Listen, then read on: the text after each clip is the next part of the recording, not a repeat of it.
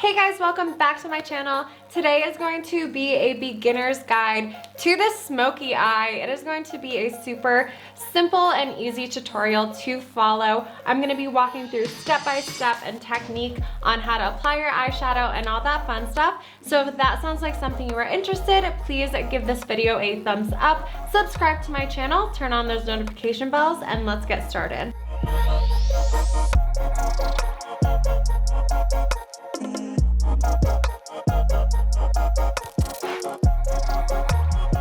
What's up?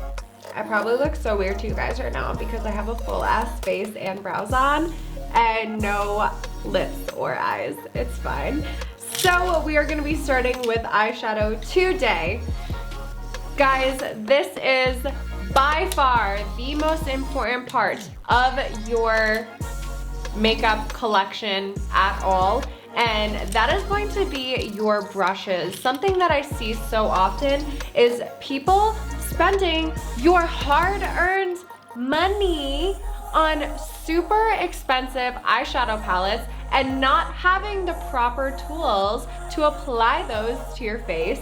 And you're not utilizing the product, all that the product has to offer. You can't get that with shitty brushes. In fact, you can do a lot more, in my opinion, with amazing brushes and bad product than you can actually do with great product and bad brushes. So something that you really, guys, please, if you invest in nothing else in your makeup collection, you have to invest in your brushes. The second most important thing in your eye makeup routine is going to be your primer. So many people have the problem with their eyeshadow not staying on all day, it getting creases, it getting oily. You have to be using the right primer and those problems will automatically stop when you are using the right product. Today I'm using my Urban Decay Potion Primer. I would definitely recommend them. They have some great primers, especially this all-nighter collection is just 12 out of 10. Would recommend. Their setting spray for this, their foundation, everything is really great for the longevity of your makeup. They're really great long-lasting products. I have applied my primer, guys, and you can absolutely use your fingers to blend this in. I just have really long nails and I don't want to poke myself, so I'm using my Sigma P89 brush to just tap that in. This tutorial today, guys, is really going to be focused on technique when applying your eyeshadow rather than what I'm actually doing to my eyes design-wise.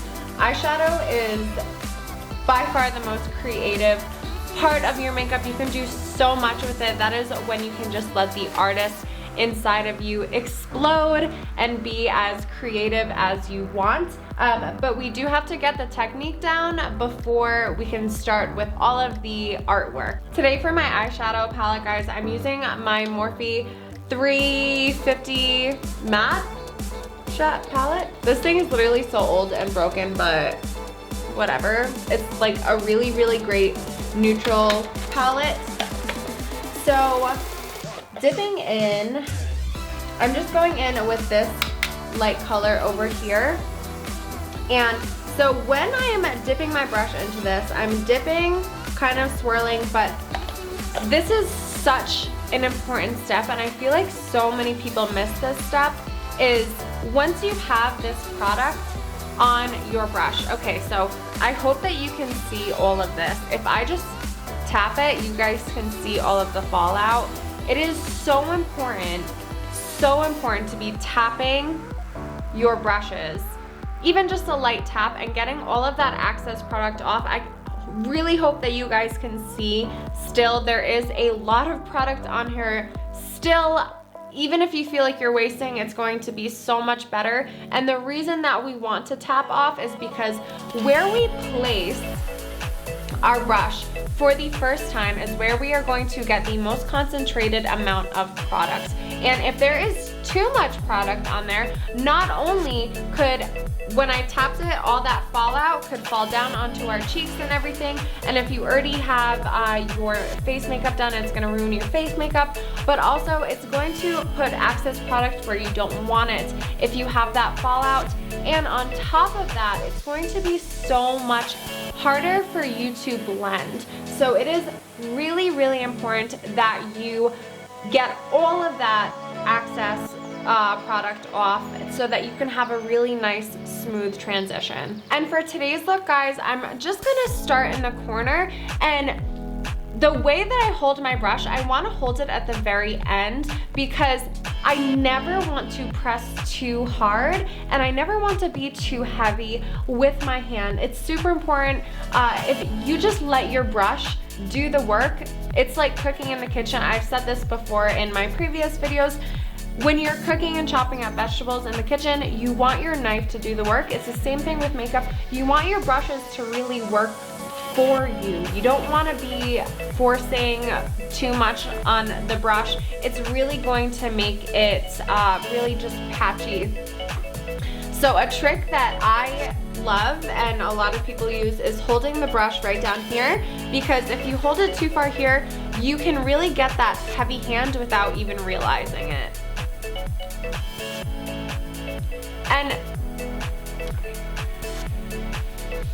the way that I'm going to apply this, guys, is that I want the very top to be nice and smooth, nice and faded out. So I don't want to go too high up with this first transition color. I want to kind of keep where, right over here, where I want the concentrated amount of product to be, and then just slowly blend that up. This is my Sigma E40 brush. As you guys can tell, it is kind of big and fluffy, so this is really going to help with getting that product where I want anyway.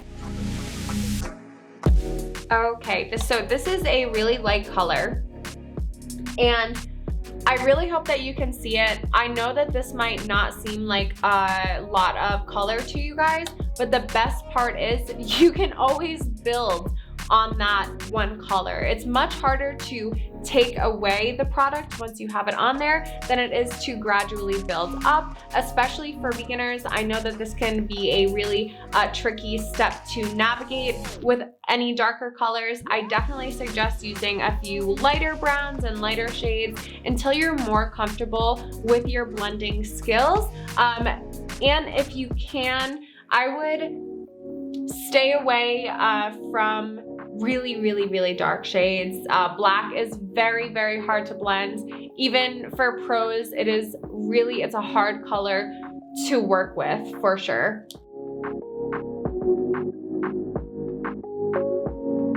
Now I want to darken this up a little bit, guys. So I'm going in with the shade right down here, and I'm applying this with my Fenty 230 brush. This time I'm going to bring the line where I want the most concentrated product to be a little tiny bit down from where I applied my first shadow.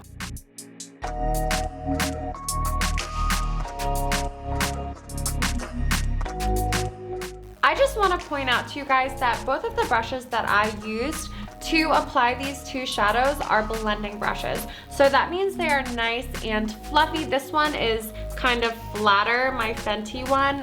So I used it from the flat side like that to make it a little bit thinner, but it still is really nice and fluffy, and it does a great job at spreading that product up without deepening the color too much on top, if that makes sense. So it does a really nice job with a smooth transition. Now we're gonna go in even darker, guys, and I'm gonna be using my Sigma E55 brush. As you can see, this is a lot shorter, and it is still flat, but it is nice and thick. So it's different than, say, this brush right here. As you guys can see, this is a lot thinner than this one is, and this is also more dense than this guy is right here. So it's much softer and fluffier.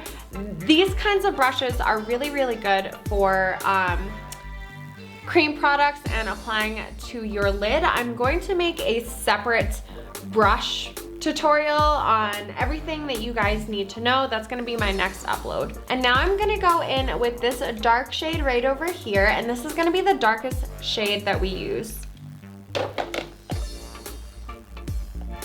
Tapping always.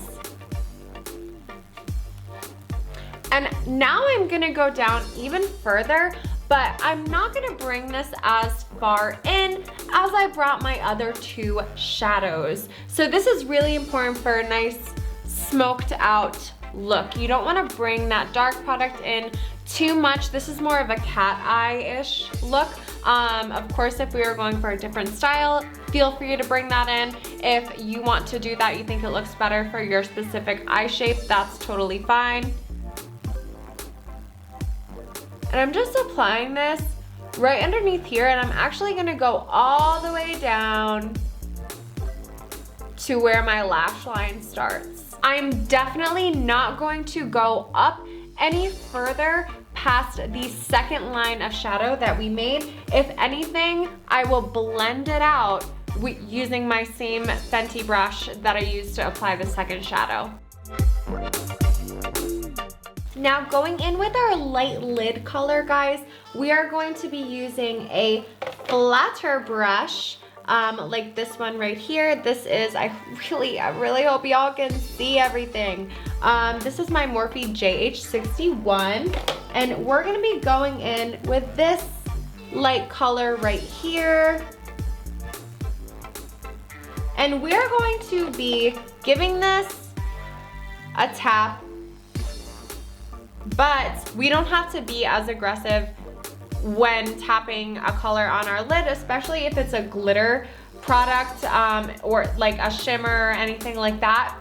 You really want to pack it on. So I am going to go in now, starting from my very inner corner, and just do a combination of patting and swiping motions. Very lightly though, you guys still want to be as gentle with your hand as you can.